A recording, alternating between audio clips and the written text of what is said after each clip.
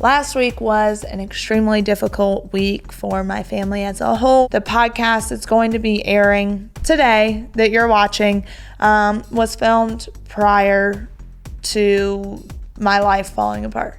So Savannah Chrisley admits her new reality is looking dark exactly 1 week after parents Todd and Julie surrendered to prison. Look, any family who faces a loved one going to prison, it's a very difficult challenge. And for the latest challenge, well, for Savannah, it's carrying on with her Unlocked podcast. We kind of had to say goodbye to my parents for somewhat, for a little bit of time, for the foreseeable future. What we will not do is we will not break.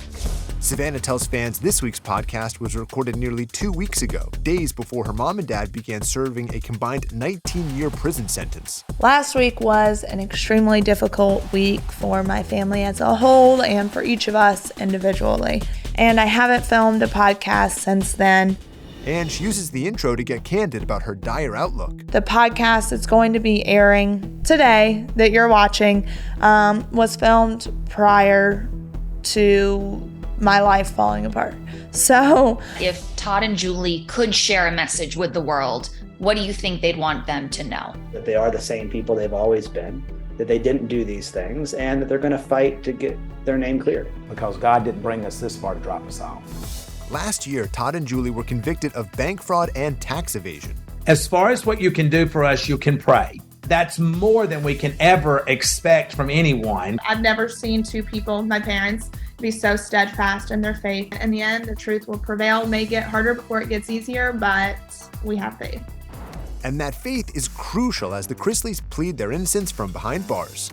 The reality stars have until February 22nd to file their appeal. The reality of it for me is that when you know you did not do these things, and you stand